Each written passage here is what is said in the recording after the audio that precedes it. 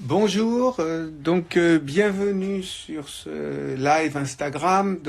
C'est la première fois que nous faisons ce type d'exercice, ce live. Donc il faut un peu nous excuser si nous ne sommes pas très doués avec les contraintes techniques.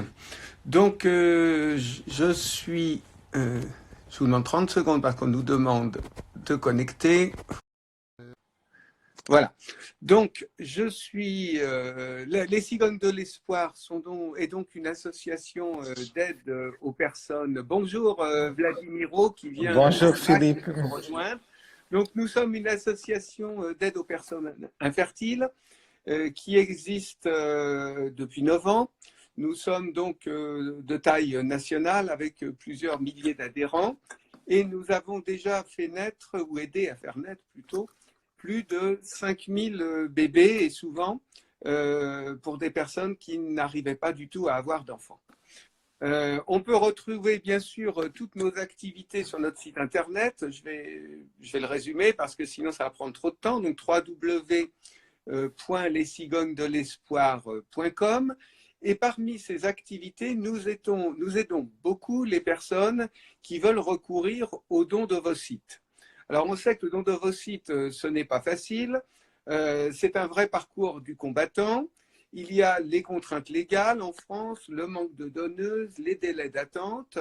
Et pourtant, nous sommes de très fervents partisans de cette solution. D'abord, parce que nous y avons eu recours et que notre fille Charlotte est née par traitement, mais aussi parce que c'est souvent la seule solution et la solution qui donne les résultats et qui donne les taux de succès les plus importants, jusqu'à 70%. Et bien, quand tous les autres traitements ont échoué, c'est souvent la solution qui marche. C'est aussi la bonne solution pour les personnes au-delà, j'allais dire, d'un certain âge. Donc aujourd'hui, nous aurons une discussion informelle avec le docteur Vladimiro Silva qui nous a rejoint. Le docteur Vladimiro Silva est le directeur de la clinique francophone Ferticentro, qui est au Portugal, qui est spécialisé dans les traitements de PMA pour les personnes francophones, comme son nom l'indique, et bien sûr réalise un très grand nombre de dons d'ovocytes. Ce que je propose, c'est qu'à la fin, vous puissiez poser les questions, on va discuter, vous pouvez poser les questions, et bien sûr, nous y répondrons à la fin. Il faut que ça reste quand même informel. Tout d'abord, docteur, quelle est la situation vis-à-vis du Covid-19 au Portugal? Bon, bonjour Philippe, bonjour à tout le monde qui s'est connecté avec nous. Tout d'abord, seulement pour vous dire que pour nous c'est aussi un plaisir. C'est la première fois qu'on fait ce type de conférence en direct en français, donc je suis un peu dans la même situation que vous. Il manque quelques expériences avec ce type de moyens de communication. Mais bon, pour parler de la situation du Covid-19. Au Portugal, les choses sont complètement différentes de ce qui se passe en France. Nous sommes aussi confinés, mais le confinement va être enlevé le 4 mai. Nous n'avons pas encore tous les détails de comment ça va se passer. Ça sera annoncé, je pense qu'aujourd'hui, pour notre Premier ministre. Mais il y a déjà des choses que nous savons, surtout par rapport à la PMA. Tout d'abord, ici au Portugal, les cliniques de PMA n'ont pas tous fermé. Nous avions une recommandation de prudence de la part des autorités, mais pas une obligation de fermer.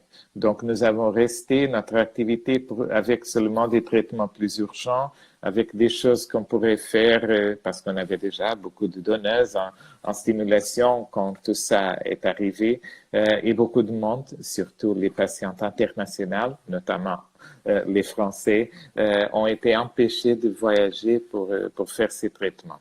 Nous avons terminé les traitements que nous avions.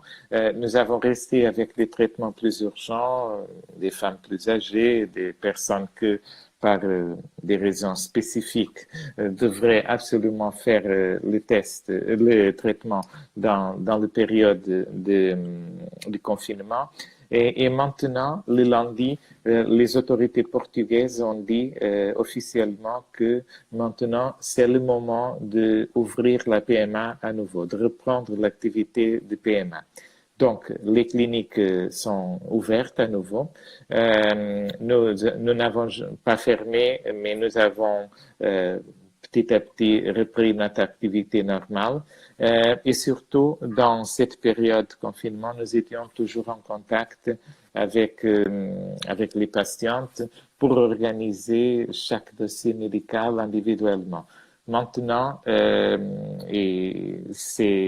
pense que c'est un moment très important même pour les Français parce que actuellement, nous étions un peu déçus par le communiqué de votre Premier ministre parce qu'on avait l'espoir de qu'à partir du 11 mai, les voyages internationaux seraient à nouveau possibles, au moins progressivement possible. Et pour le moment, on n'a pas ça n'a pas été ouvert pour le moment, mais il y a beaucoup de choses avec lesquelles on peut avancer. Docteur, juste une question. Vous voulez dire que les frontières portugaises ne sont pas fermées actuellement? C'est-à-dire que quelqu'un qui pourrait voyager peut rentrer au Portugal à la différence de la France? Exactement, tout à fait. En fait, nous avons des vols tous les jours depuis la Suisse, depuis l'Allemagne, depuis l'Angleterre, l'Irlande, bon, je sais pas par cœur, l'Hollande, les Pays-Bas, pardon. Il y a donc beaucoup de vols pour les couples qui habitent auprès des frontières. Ça pourra être possible de se déplacer, par exemple, à Genève. Je sais pas. Éventuellement se rendre en Suisse, à Genève, effectivement, pour les gens qui habiteraient à moins de 100 km de l'aéroport de Genève. Je ne sais pas ce qu'il en est de Bruxelles, mais celui de Genève est ouvert. Oui, oui. Bruxelles, nous n'avons pas de vol depuis Bruxelles. Je pense que la situation en Belgique est aussi un peu compliquée à ce moment. Mais bon, au Portugal, l'infection du coronavirus n'a pas affecté un nombre aussi significatif de personnes que par exemple en Espagne ou en Italie. C'est notre situation. Ou en France, exactement. Notre situation est complètement différente. Le pic de l'infection s'est passé théoriquement entre le 23 et le 26 mars, selon les autorités. Donc, nous sommes déjà un mois au-delà du niveau du risque maximum d'infection. Donc, ça, c'est rassurant. Qui veut dire que votre clinique, pardon, excusez-moi, c'est l'image et le son parfois décalé. Ce qui veut dire que votre clinique est donc ouverte actuellement aux patients étrangers s'ils peuvent venir vous voir. Exactement. Nous avons même des patients français qui sont venus en voiture au Portugal, ce qui a été un peu surprenant. Avec une attestation de notre clinique, ils ont réussi à traverser soit la frontière entre la France et l'Espagne, soit la frontière entre l'Espagne et le Portugal. C'est curieux, mais on ne va pas encourager les gens à faire des choses peut-être pas tout à fait légales, sauf peut-être s'ils ont la double nationalité française et portugaise. C'est ça. Je pense que dans le cas des personnes qui sont venues en voiture, on a des couples mixtes dans lesquels une des personnes est française, l'autre est portugaise et française.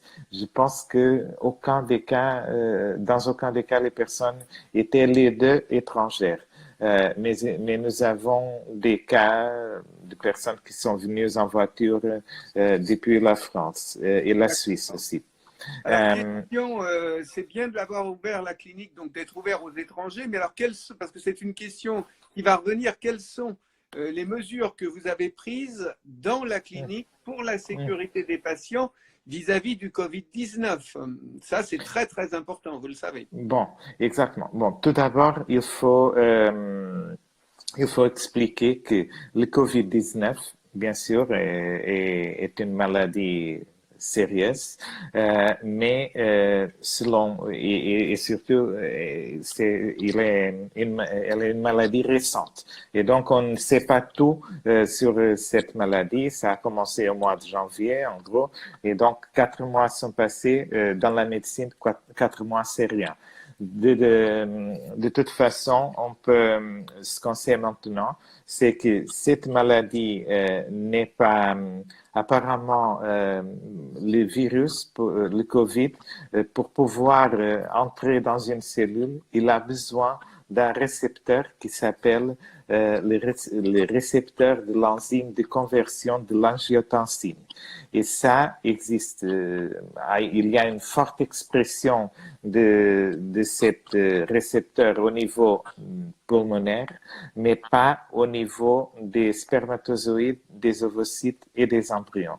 C'est-à-dire, c'est par cette raison que, en principe, le traitement, le risque de qu'un embryon soit affecté par le COVID, même si sa mère ou son père sont affectés, est presque nul.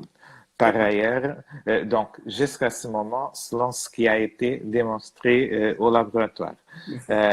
Par ailleurs, au contraire de ce qui se passe par exemple avec la grippe traditionnelle, les femmes enceintes ne semblent pas être plus susceptibles à l'infection COVID-19 que le reste de la population. C'est-à-dire,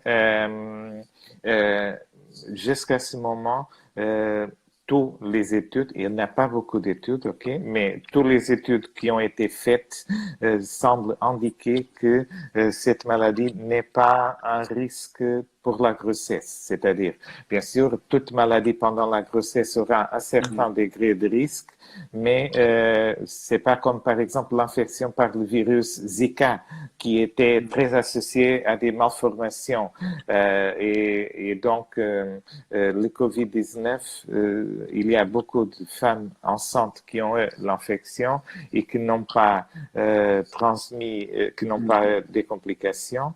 Donc il semble que ce virus n'est pas une menace très grave pour la grossesse, parce que sinon, même la grossesse naturelle serait contre-indiquée et les autorités ne recommandent pas ça. L'autre chose, c'est que il n'est pas, jusqu'à ce moment, il n'a pas été identifié un seul cas de transmission de la mère au bébé. C'est-à-dire une femme enceinte qui soit infectée par le COVID-19 n'aura en principe le risque de transmettre cette maladie à son enfant. Et donc, il y a un petit problème de transmission, voilà. Bon, ça c'est pas complètement exclu et donc, mais en même temps, il semble très peu probable que ça soit possible. Une autre, par rapport à votre question, je n'ai pas oublié. Oui, surtout, c'était aussi, je pensais, comment sont protégés les patients quand ils viennent, distance de sécurité, les masques, les gels, votre personnel. C'est dans ce cadre-là, vous savez que la France est en train de mettre en place des protocoles et des processus très, très stricts à ce niveau-là. Oui.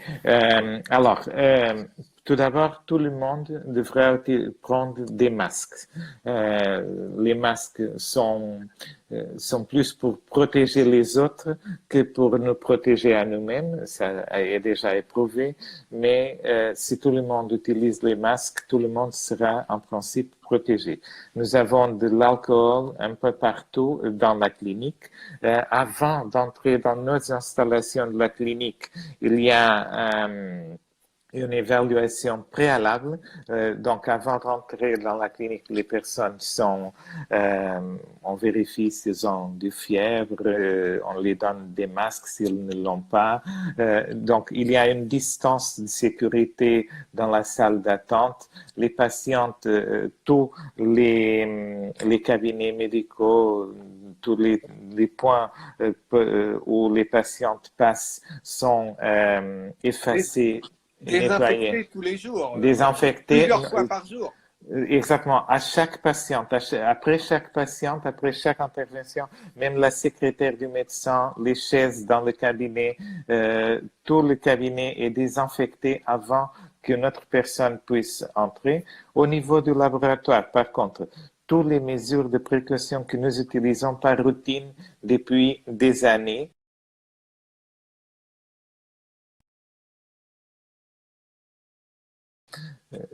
vous m'entendez?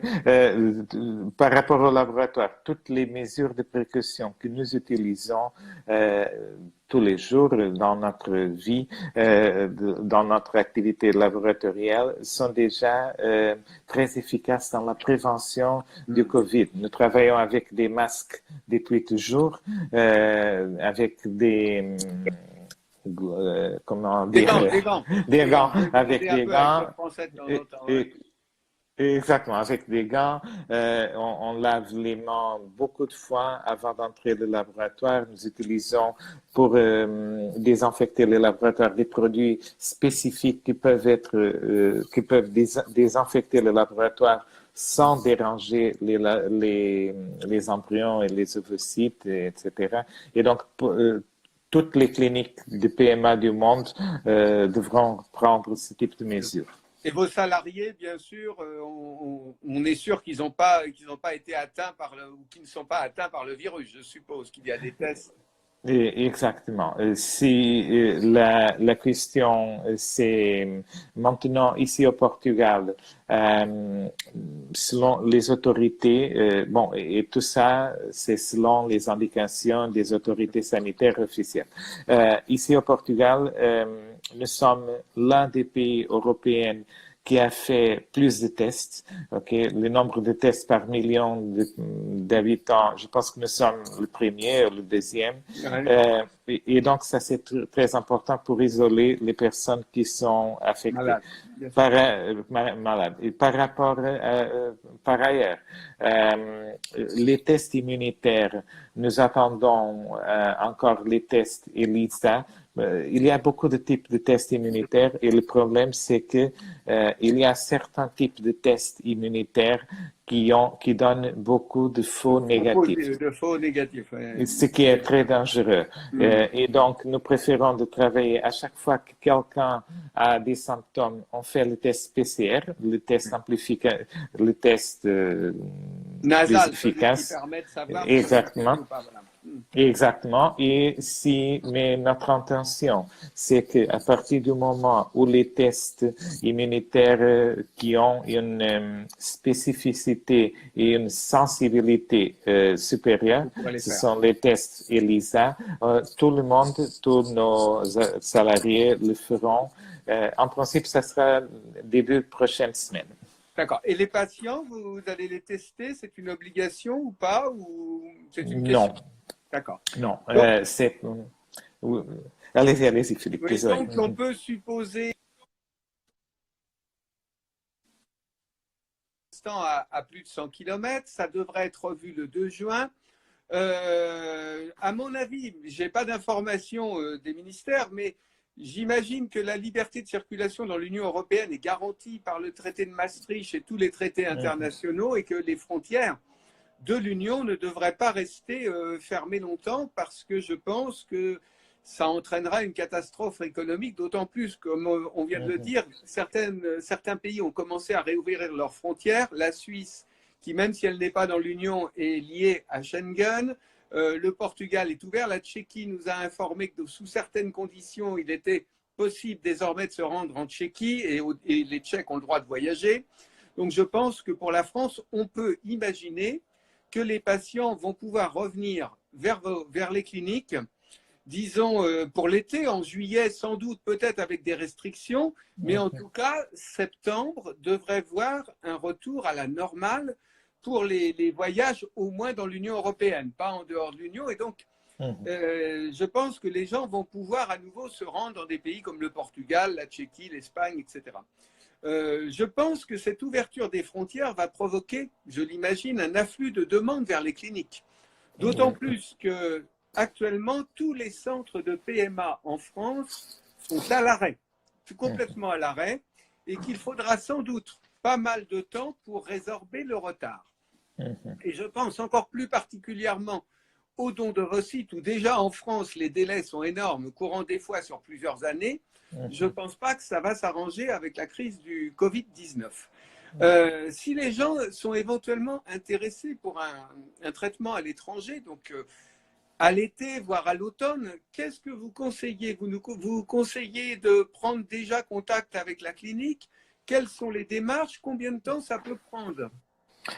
Bon, sans doute, ok. Et nous sommes en contact avec centaines de patientes qui ont décalé ces traitements et qui habitent soit en France, soit dans des autres pays qui ont été également affectés par le COVID. Ce que nous conseillons, nous avons deux types de situations. Si nous avons déjà le sperme de l'élément masculin, soit parce qu'il s'agit d'un double don, soit parce que le sperme a été congelé auparavant, nous pouvons avancer. C'est-à-dire, c'est mieux parce qu'en effet, notre prévision, c'est la même chose. Nous avons beaucoup de monde qui décale les traitements. Je suis un peu plus optimiste. Je pense que fin mai, début juin, on aura déjà des patientes qui pourront voyager. La France, je pense que ça sera le dernier pays à ouvrir ses frontières, ses aéroports pour les voyages internationaux. Mais ce que nous conseillons, c'est ça. Si nous avons déjà le sperme, on peut avancer avec la ponction de la donneuse, on peut créer les embryons et on peut congeler les embryons Mais pour ce n'est qu'ils pas la soient disponibles. majorité. La majorité des gens, c'est Exactement. globalement des nouveaux patients éventuellement intéressés. Ceux qui sont déjà en cours de traitement avec vous, je pense que vous les suivez en permanence. Moi, je pensais aux personnes qui nous regardent et qui pourraient être de nouveaux patients intéressés. Bon, Beaucoup pensent, on va attendre, on va attendre, on va attendre. Est-ce qu'il faut attendre ou est-ce qu'il faut commencer? Et non, rapidement, il faut le processus. commencer. Non, il y a beaucoup de choses qui se peuvent faire dans l'immédiat.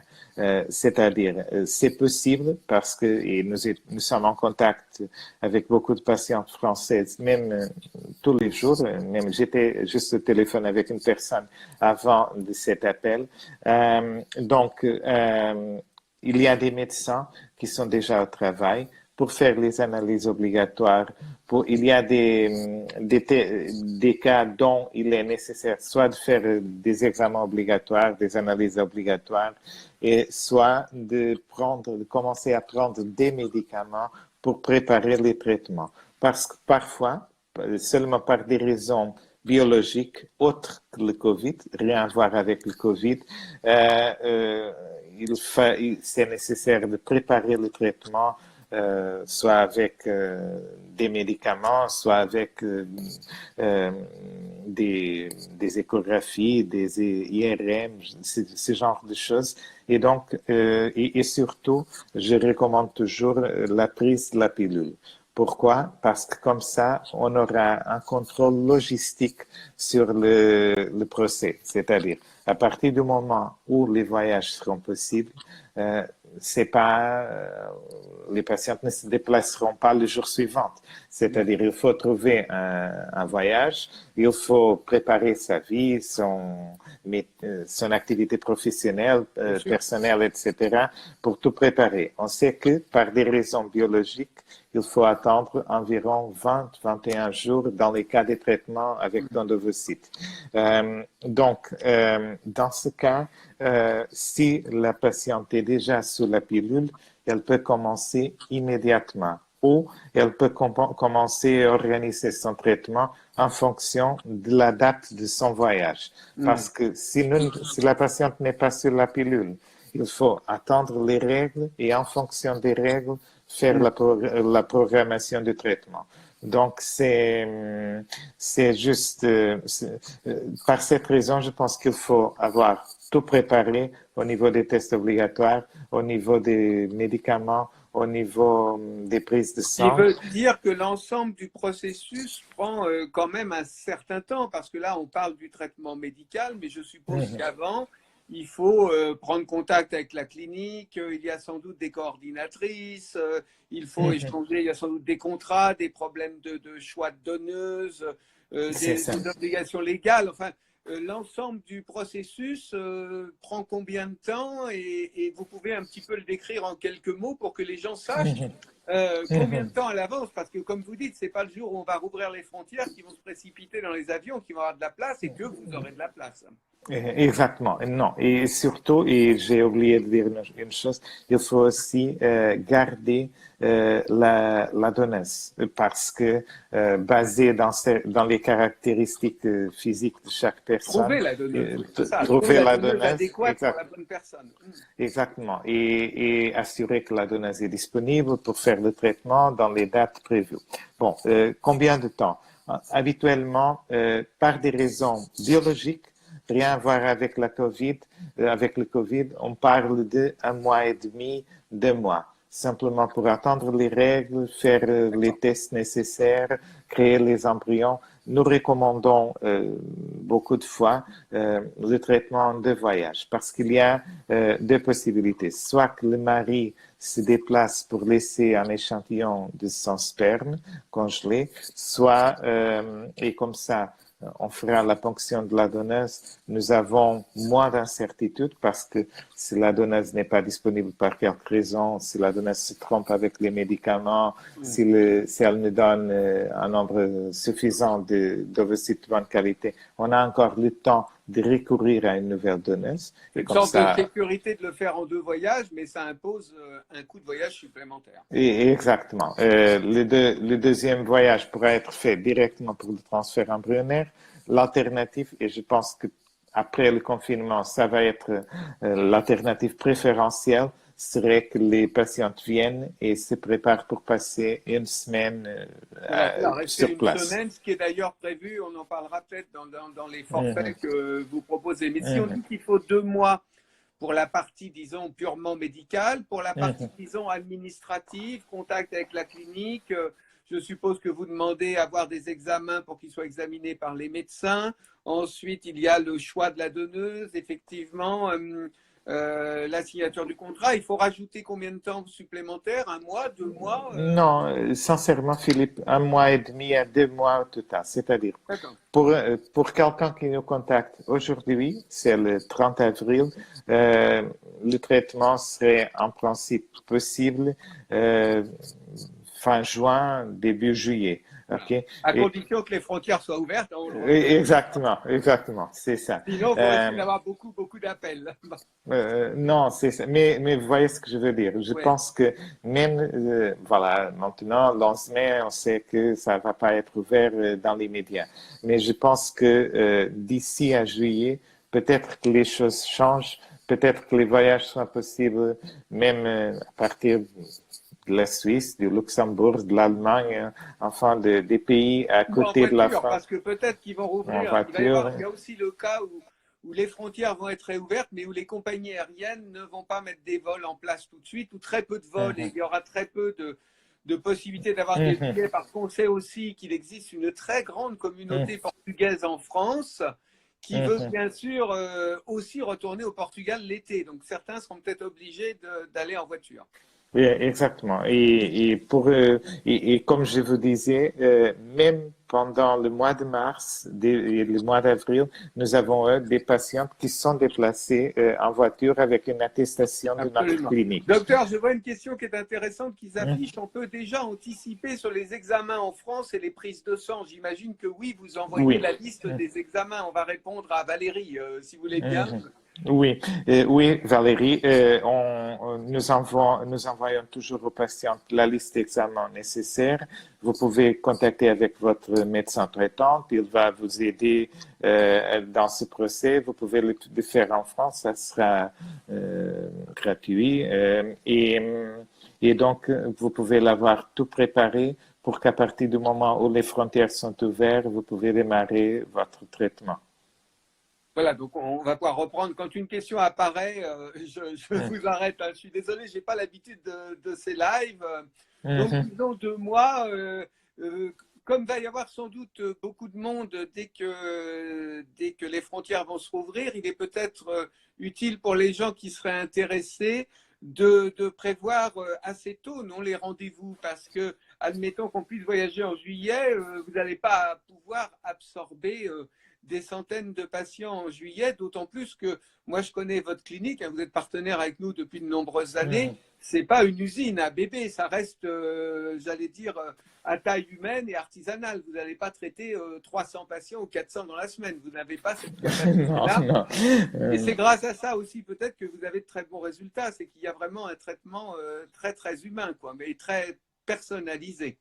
non, merci. Bon, vous voyez, Philippe, ici, nous avons un Oui. commentaire de Gâté Plante qui dit on est allé au Portugal en voiture, sachant qu'on connaît tous les deux les Français. Ils ont fait le traitement chez Donc ils nous y sont fin arrivés. mars. Oui, exactement. Donc, c'est un peu pour confirmer ça. Alors, Vous voyez, notre question, y aura-t-il priorité dans les patientes en fonction de leur âge? Il y a des gens qui posent la question, j'ai commencé, si je fais les examens maintenant, est-ce que c'est trop tôt? Vous voyez, il y a beaucoup est-ce qu'on risque d'être mis en quarantaine en arrivant au Portugal? Oh là, il y a beaucoup, beaucoup de questions. Donc, bon, pour répondre, je commence par Laetitia. Jusqu'à ce moment, non. Et en fait, les frontières sont ouvertes aujourd'hui. Aujourd'hui, il y a des avions qui atterrissent au Portugal depuis l'Allemagne, depuis les Pays-Bas, depuis l'Angleterre, et il n'existe pas une obligation de quarantaine. Bien sûr, nous avons vu que parfois ce type de choses change d'un jour à l'autre, mais jusqu'à ce moment, non. Et je pense que la tendance, c'est pour enlever ce type de mesures et pas pour aggraver. L'autre chose, c'est il y a une question de Karen qui demande s'il y aura une priorité pour les patientes en fonction de leur âge. Bien sûr. Alors, tout d'abord, je ne pense pas avoir des listes d'attente. Je vous donne un exemple. À cause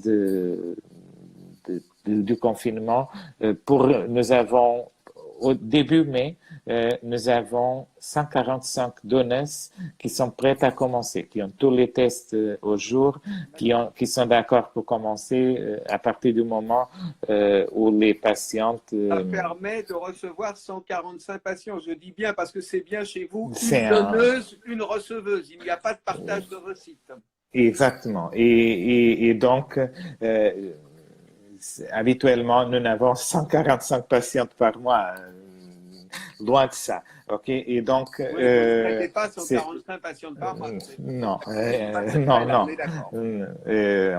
Nous avons environ 40 cycles de dons d'ovocytes par mois. C'est l'habituel. OK? Et nous avons aussi la possibilité d'appeler d'autres donneuses. OK? Les 145 sont celles qui avaient déjà confirmé sa disponibilité. Base de données est beaucoup plus importante de donneuses. Vous m'aviez dit autour de 500 ou 600. Donc, non, nous avons plus de 2000 donneuses au total. Mon Dieu, OK. Oui. Donc, vous avez une grande... Elles ne sont pas toutes disponibles tous les jours. Vous voyez ce que je veux dire? Donc, c'est... bon.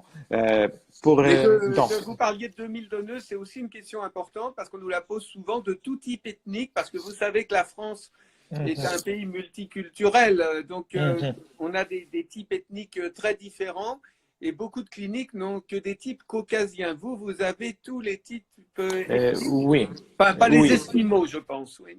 Non, pas les Esquimaux. Mais nous avons tous les types ethniques. Jusqu'à ce moment, nous sommes aux limites pour les donneuses d'origine asiatique. Okay?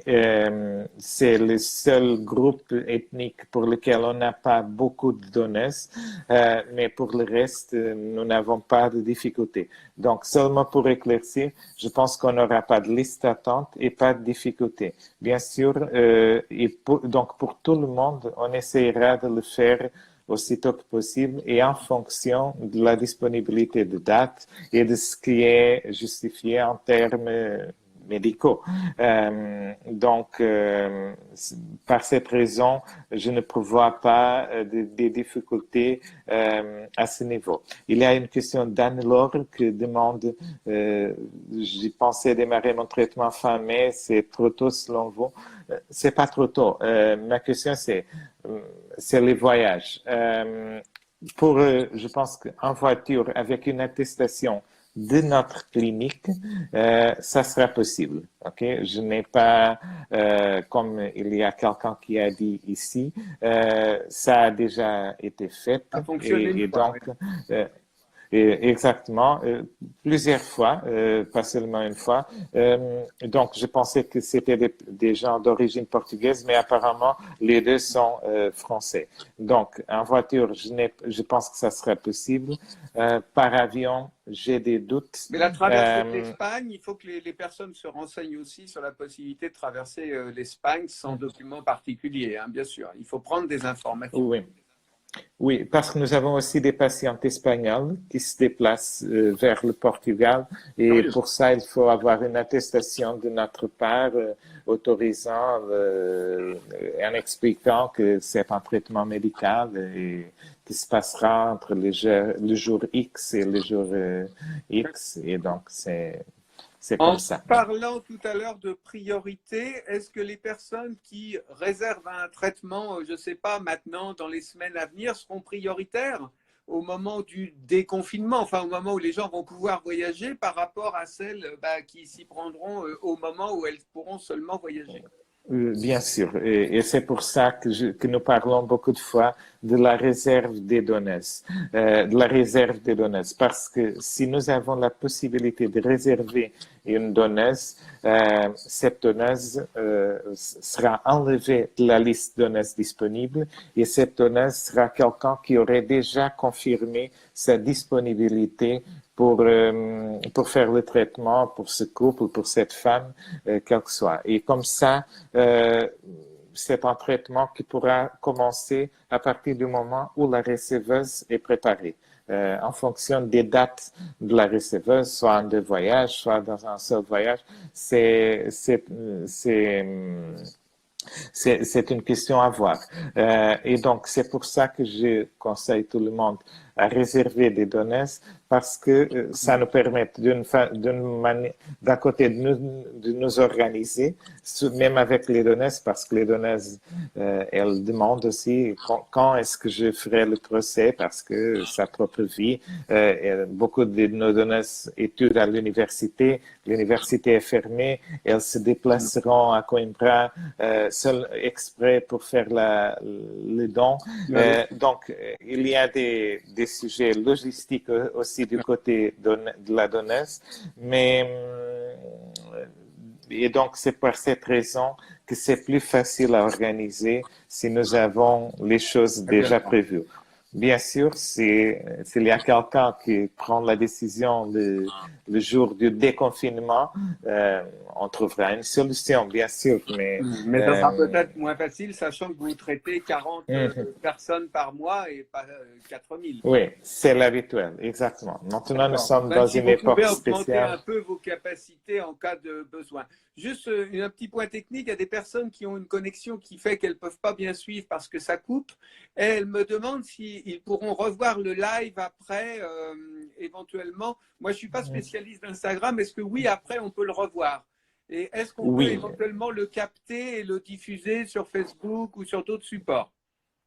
oui, Philippe, si vous le partagez dans les histoires de la page des Cigognes de l'Espoir, entre-temps, nous avons un département informatique qui va vous aider et on peut enregistrer le vidéo et on vous envoie pour que vous le pouvez Voilà, parce qu'on me diffuser demande, je vois qu'il y a chez des les gens qui membres. veulent le revoir. C'est vrai que c'est pas toujours facile de suivre sur un téléphone portable. Et puis, effectivement, il y a des moments où la connexion est un peu courte. Quelques mots peut-être sur les conditions de la loi portugaise. Par exemple, on sait que c'est un petit peu différent de la France. Est-ce que vous acceptez les femmes seules, les couples de femmes, le droit d'accès aux origines? C'est les principales différences avec la Oui, France.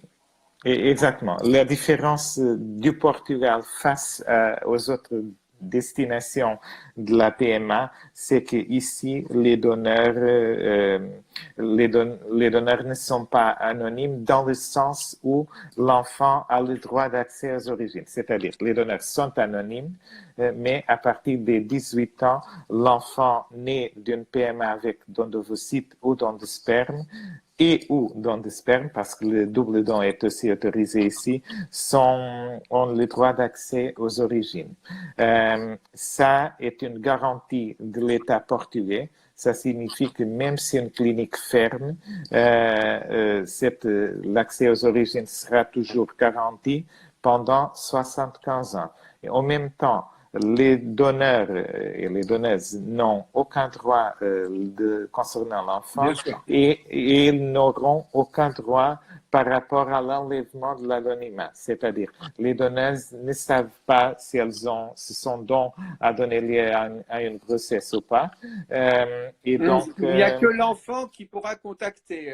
Elle, dans l'autre sens, il n'y a pas droit, c'est ça. Exactement. Et même si à 18 ans, l'enfant n'est pas intéressé de savoir cette information, il peut changer d'avis à l'âge de 30, 40, 50 ans. C'est sans doute une partie de ce qui sera peut-être adopté par la nouvelle loi française si elle voit le jour, parce que évidemment c'est un peu chamboulé. Par contre, c'est tout à fait conforme actuellement aux critères éthiques français, parce que on a eu des demandes de remboursement sécurité sociale, vous savez, partielles.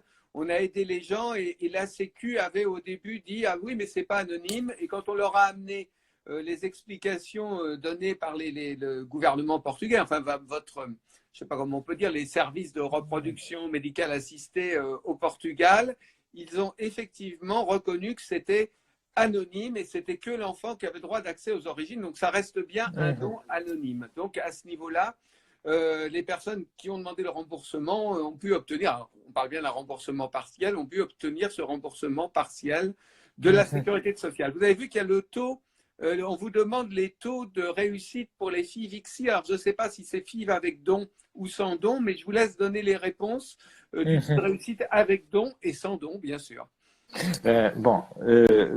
Pour les FIV sans don, ça dépend beaucoup de l'âge féminin. Donc, de l'âge féminin. Donc, jusqu'à 35 ans, on parle de 50%. 35 à 39 ans, ça dépend d'un peu, mais on parle toujours de 30%, ça descend dans ce groupe d'âge. À partir des 40 ans, 20, 15, 10, rien. Il semble déjà beaucoup, parce qu'en France, on est à 40 ans à 5%. D'ailleurs, globalement, nous, à l'association, on déconseille les FIV classiques au-delà de 40 ans, parce qu'avec des taux à 5%, la stimulation ovarienne, les gens font de multiples essais. D'abord, c'est pas bon pour la santé de le faire trop de fois. Ensuite, il y a des coûts. Donc, évidemment, c'est pas conseillé. On leur conseille dans ce cas-là de recourir au don. Et donc, pour la FIV avec don, je sais que c'est autour de 70%. Vous allez nous le confirmer, non? Oui. Il faut tout d'abord penser à ça. Bon, tout d'abord, parce qu'Aurélie demande aussi l'âge, par rapport à l'âge de la réciveuse. Les taux de réussite avec don d'ovocytes sont les mêmes pour toute femme jusqu'à l'âge de 50 ans. Il n'y a pas de variation, sauf s'il y a des facteurs masculins ou des problèmes au niveau utérin. Admettant que s'il n'existe pas, les taux seront stables. La biologie humaine ne donne que 60 à 70%. C'est l'habituel. Il n'est pas biologiquement possible d'aller plus loin. Si on voit les enregistrements officiels des sociétés américaines, européennes, etc., nous sommes toujours environ 60 et 70%. Bien sûr, c'est possible d'isoler des groupes, d'identifier des groupes de patientes dont le pronostic est à 80%, mais aussi il y a des groupes de patients qui ont un prognostic de 20%, 10%. Nous avons fait une étude avec vous, Philippe, avec les Cigognes de l'Espoir, il y a quelques années, dont nous avons obtenu 71%, sauf erreur. c'est normal. Je pense que c'est un peu supérieur à ce que la nature nous donne, mais ça peut arriver. Mais je pense qu'il faut compter avec la biologie. Et la biologie nous donne 60 à 70. C'est un peu variable, mais et surtout si on pense dans le pourcentage accumulé après, disons, 3 transferts embryonnaires, si on a par exemple 3 blastocytes. Oui, si on a vous voulez dire si les personnes ont des embryons congelés, il faut expliquer. C'est-à-dire que si elles ont des embryons congelés, si ça ne marche pas la première fois, on fait une implantation d'embryons congelés. Et sur j'allais dire deux transferts, on arrive facilement, je pense, à 70%. Enfin, c'est ce que m'avaient donné comme chiffre vos coordinatrices. Oui, avec 3 transferts, on arrive même à 90%. OK? 90%, c'est De énorme. taux accumulés. OK? Après le transfert de Accumulé avec 3 trois transferts, blastocytes. on est à 90. Mais ça ne veut bien sûr pas dire qu'il faut faire 3 fois le traitement. On le fait en général une seule fois. On obtient des embryons, un certain nombre d'embryons. On espère en avoir dans ce cas-là suffisamment. Vous en implantez 1 ou 2 à la première tentative. Les autres sont congelés et donc sont réutilisés pour les tentatives suivantes. Rassure ça parce qu'il faut savoir que ces traitements ont quand même un coût et que faire 3 fois le traitement complet est un prix assez important. Il y a quelqu'un qui pose une Oui, question en disant est-ce qu'on peut faire les examens en France et échographie en France? Bien bien sûr. sûr, hein. Bien sûr, vous pouvez vous les faire prescrire soit par votre médecin gynécologue habituel. Vous pouvez aussi vous les faire prescrire par la clinique Ferticentro. Alors, il faut savoir que toute ordonnance émise dans l'Union européenne doit être exécutée dans les autres pays de l'Union. C'est aussi un problème qu'on a eu avec des patients à qui on a expliqué, à condition que l'ordonnance soit rédigée en français. Par contre, c'est un peu plus compliqué au niveau des remboursements. Mais par contre, on ne peut pas vous refuser de l'exécuter. OK. Très bien. Et par ailleurs, même hier, j'étais en contact avec des médecins français qui collaborent avec nous dans l'organisation des traitements de ces patientes qui sont déjà au travail et qui ont et qui sont disponibles pour faire des échographies, des prises de sang, etc., et qui nous aident à préparer les traitements. Nous avons beaucoup de traitements qui sont déjà en cours en France à ce moment, lorsque nous parlons, des patientes qui sont en préparation pour que, immédiatement après l'enlèvement du confinement, on puisse avancer. 70%, c'est le taux de grossesse ou le taux de naissance, nous demande Calatal 44. Bon, la différence entre le taux de grossesse ou le taux de naissance, c'est le taux de fausse couche. Okay? Le taux de fausse couche est une chose qui dépend beaucoup des conditions obstétriques pour avoir une grossesse. Habituellement, on parle d'un taux de fausse couche qui sera aux alentours de 8%. OK, pas 8% c'est-à-dire pas 62, on ne passe pas, mais 8% de 70, ça va être aux alentours de 6%, Ça 6 dépend points de l'âge, percentuels. ça peut dépendre de l'âge, forcément de la façon dont on vit aussi. Si on fait du cheval tous les jours, j'imagine que c'est pas très bon. Oui. J'imagine aussi que ça dépend un peu de l'âge. Il y avait une question avant qui demande sur la durée de séjour au Portugal. Vous voyez la question? Moi, j'ai du mal à lire les questions, Vladimir. Oui, non, c'est Karen qui demande de rester plusieurs jours au Portugal pour optimiser les chances de réussite au retour en France. Nous avons des personnes qui rentrent en France le même jour du transfert embryonnaire et nous avons des personnes qui restent ici quelques jours. Normalement, toutes les études qui ont été faites jusqu'à ce moment concernant le taux de réussite entre les patientes qui font du repos après le transfert embryonnaire, faire une comparaison avec celles qui ne font pas du repos, n'ont pas démontré des différences statistiquement significatives. Donc, le conseil que nous donnons, c'est toujours de faire une vie saine, d'éviter des efforts physiques significatifs Tabac, et alcool, à éviter. euh, exactement. Et surtout d'éviter de se comporter comme si quelqu'un était déjà enceinte. OK?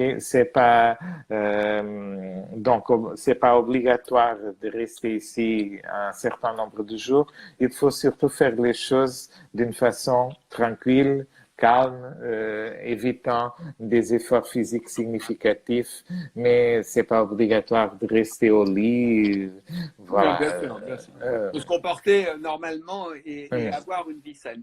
Vous n'avez pas répondu tout à l'heure, on a parlé du droit d'accès aux origines, mais femmes seules, couple de femmes, Ah, c'est oui. important aussi parce qu'il y a beaucoup de femmes célibataires qui avaient l'espoir de pouvoir bénéficier de la PMA en France très rapidement. Et là, la nouvelle loi est pour l'instant renvoyée à une certaine date, on ne sait pas quand. Oui, ici au Portugal, cette loi existe depuis 2016 et donc nous avons soit les couples de femmes, soit bon pour les couples de femmes, bon pour les femmes célibataires, l'accès est autorisé, soit au don d'ovocytes, dans ce cas le double don, soit au don de sperme, tout est autorisé exactement de la même manière que pour les couples hétérosexuels classiques. Pour les couples de femmes, c'est exactement la même chose, mais il y a une autre possibilité, c'est la maternité partagée. Et ici, une femme peut tomber enceinte avec les ovocytes de sa compagnonne. C'est la méthode repas ou Repas, ce qu'on appelle repas. maternité partagée, exactement. La différence entre le Portugal et par exemple l'Espagne, dont ce traitement est aussi autorisé, c'est que ici, il n'est pas obligatoire que les deux femmes soient mariées. Le mariage n'est pas obligatoire. Et ici, nous avons un consentement informé officiel dédié à ce type de traitement. Je suis désolé. Qui donne aux deux personnes exactement les mêmes droits sur les embryons. C'est-à-dire, en cas de divorce ou de séparation du couple, indépendamment de qui donne les ovocytes ou qui porte la grossesse, les deux personnes ont exactement les mêmes droits sur les embryons. Mais sur les embryons seulement, parce que bien évidemment, une fois l'enfant né, il dépend de la loi du pays où de il est la né. Il faut loi, le rappeler. exactement. Parce qu'on nous a Exactement. aussi posé la question, et donc je suis obligé de le rappeler parce qu'ils pensent que dans ce cas-là, ils ont les mêmes droits sur les enfants. Non, bien sûr. C'est ensuite la loi de chaque pays dans lequel les personnes Oui. résident. Oui. Exactement, c'est ça. Donc,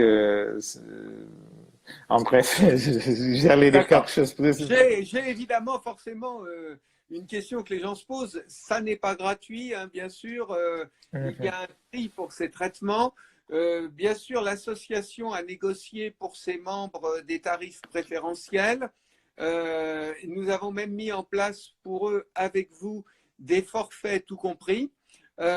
Pour donner globalement un prix, donc pour les membres de l'association, cela revient à un peu plus de 5 000 et quelques euros, je crois, 5 000, vous le savez peut-être, je ne le sais pas par cœur, 5 300, 5 400, qui comprend bien sûr le traitement et le séjour sur place pendant une semaine. Et bien sûr, les médicaments de la donneuse, c'est-à-dire qu'il y a pas de supplément à prévoir à part le voyage et peut-être certains mini-traitements en supplément comme l'embryoscope, etc.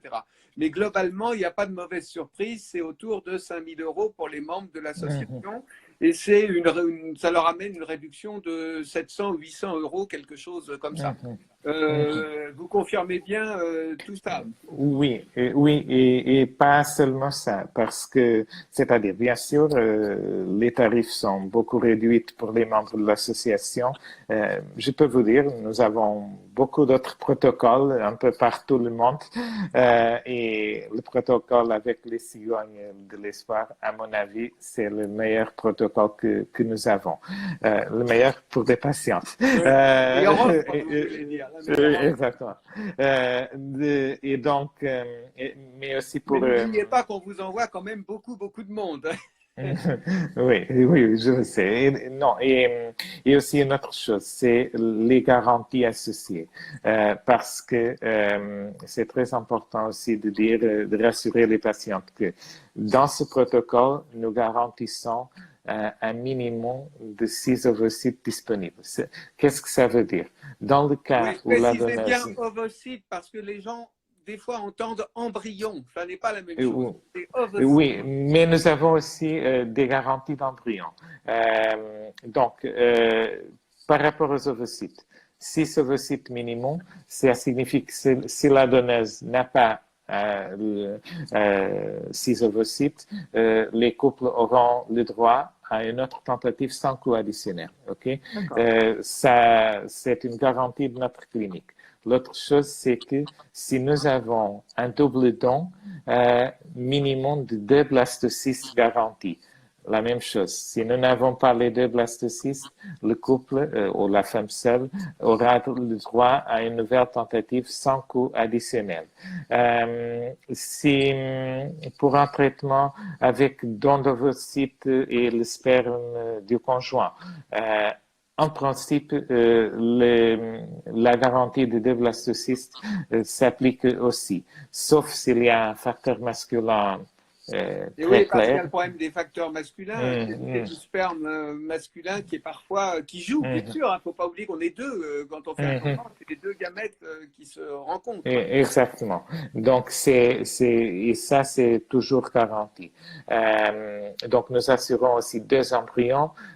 Normalement, la garantie, c'est de 2 embryons à J3. Habituellement, même si par quelque raison, les personnes qui ont fait les traitements chez nous le savent, si par quelque raison nous n'avons pas un nombre d'embryons de bonne qualité qui soit compatible avec ce qui est normal, on donne une autre possibilité aux patientes et ça, c'est toujours assuré par notre D'accord. clinique. Je viens de voir des questions passer, je vous laisse les lire parce que sur mon écran, elles passent à toute vitesse et je ne peux pas continuer à les lire, donc vous devez avoir un écran que vous avez Ok. configuré autrement. Oui, très bien. Il y a une personne ici qui demande, est-ce que vous maintenez la durée de validité des documents que vous exigez? Parce que c'est Ah, petit problème technique. Ouais. des appels qui entrent. Exactement. Non, quelqu'un demande, est-ce que vous maintenez la durée de validité des documents que vous exigez avant de démarrer les procès? Bon, c'est la loi. La loi portugaise dit que les analyses obligatoires sont valables pendant 12 mois. Pour les documents d'identification des patientes, il faut qu'ils existent. Nous ne sommes pas, c'est pas obligatoire qu'on garde une copie. Il faut simplement une attestation de la part de notre clinique qui va confirmer que cette personne correspond, identifiée dans une carte d'identité, dans un passeport, correspond à la personne qui est devant elle, c'est-à-dire c'est pour si une femme et un homme arrivent à la clinique, il faut confirmer que c'est Monsieur Roussel ou Monsieur Voilà. Silva devant une pièce d'identité. Donc on ne garde pas. C'est normal de prouver son Oui, identité lorsqu'on arrive quelque part exactement. pour un traitement ou pour quelque chose Mhm. d'important. Même en France, dans n'importe quel hôpital, on va vous demander une pièce d'identité. C'est obligatoire. Exactement, c'est ça. Docteur, votre clinique, pourquoi clinique francophone Ferticentro? Pourquoi francophone? Bon, nous avons une liaison très longue et très forte au monde francophone. Tout d'abord, parce que nous avons une très importante communauté portugaise qui habite en France. Nous avons 18 personnes qui parlent couramment le français, entre médecins, infirmières, secrétaires, même les chauffeurs qui cherchent les personnes à l'aéroport. Tout le monde parle français et donc tous les documents. Docteur, ça affiche qu'il reste 1 minute 50, c'est normal? C'est normal. L'Instagram ne permet qu'une heure de D'accord, je ne savais pas, transmission. je vous pose la question. Alors très rapidement, peut-être vous retrouverez toutes les informations bien sûr, sur le site de la clinique ferticentro.fr, ferticentro.fr, et sur le site des cigognes, www.lescigognesdelespoir.com. Bien sûr, vous pouvez nous contacter par email, et si vous êtes intéressé, envoyez-nous un petit message et nous referons un live si nécessaire. Il y a quelqu'un qui dit qu'il n'a pas bénéficié d'hôtel, mais il n'avait peut-être pas choisi le forfait avec l'hôtel. Il y a aussi des gens qui prennent un forfait uniquement Oui, de soins, bien sûr. exactement. Donc, n'hésitez Il y a les pas, différents forfaits. bien sûr, n'hésitez pas à envoyer vos questions. Si vous avez envie d'un nouveau live, on le refera, bien sûr, hein, docteur Vladimiro, pour répondre à toutes vos questions. Bon, Merci à enchanté. tous et Merci n'hésitez Philippe. pas à nous Et, contacter. Et donc, on et vous dit à très bientôt. Docteur, il vous reste à 40 secondes. Bon, merci Philippe, c'était un plaisir d'être ici. N'oubliez pas de sélectionner l'option enregistrer ce live à la fin, Oui, partager dans votre histoire et ensuite nous vous aiderons à que ça soit disponible pour voilà. les autres personnes. Oui, on le diffusera sur nos autres réseaux sociaux si vous pouvez nous le capter et nous le donner. Donc, merci à tous et au Mais, revoir. au revoir, merci, enchanté.